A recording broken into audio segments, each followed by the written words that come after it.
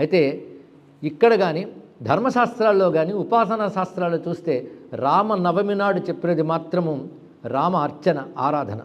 అది బాలరాముడిని ఆరాధన చేయాలి. తర్వాత వాళ్ళ అమ్మని నాన్నని ఆరాధన చేయమన్నారు. అంటే కౌసల్య దశరథులను ఆరాధన చేయమన్నారు. ఆ తర్వాత తమ్ముళ్ళను కూడా పూజించు. అంతేగాని సీతారామ కళ్యాణం మాత్రం రామనవమి నాడు చెయ్యాలని చెప్పలేదండి. ఈ మాట చెప్తే తెలుగు వాళ్ళకు బాధ కలుగుతుంది. ఒక్క తెలుగు నాట మాత్రమే సీతారామ కళ్యాణం చేస్తారు రామనవమి నాడు. దీన్ని బట్టి ఏమీ తెలియని నేటి తరం వాళ్ళు అప్పుడే పెళ్ళి అనుకుంటారు. అప్పుడు కాలేదు పెళ్ళి. అయితే రామోత్సవములు చెయ్యాలి అన్నారు కనుక అందులో భాగంగా చేస్తున్నారు. చేస్తే తప్పం లేదు, కానీ చెయ్యడం విధి కాదు. అది చెప్పడం ఇక్కడ. చెయ్యాలి అని విధి లేదు, చేస్తే తప్పు లేదు.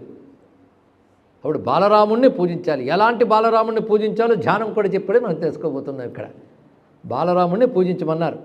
మనకి తెలుగునాట ఎందుకు వచ్చిందంటే భద్రాచలం మనకి రామస్థానంగా భావిస్తాం కనుక ఉగాది నుంచి నవమి వరకు అక్కడ బ్రహ్మోత్సవాలు చేస్తారు రామక్షేత్రం కనుక. ఉత్సవాలు పూర్తయిన వెంటనే శాంతి కళ్యాణం చేయడం సంప్రదాయం. అందుకే అక్కడ సీతారామ శాంతి కళ్యాణం చేస్తారు. అది ప్రసిద్ధి చెంది ప్రతి వీట కళ్యాణం చేయడం మనకు కనబడుతున్నది. ఇక్కడ చేస్తే తప్పు కాదు, కానీ చేయాల్సిన నియమం మాత్రం లేదు. ఇది తెలుసుకోవాల్సింది. ఇక రామోత్సవాలు చేయమన్నాడు కనుక ఇది కూడా ఉత్సవంగా చేస్తే తప్పేమీ లేదు. కనుక సంప్రదాయం మనం తెలుసుకోవడం కోసం మాత్రమే ఇక్కడ ఈ ప్రస్తావన చేయడం జరుగుతుంది. ఇక్కడ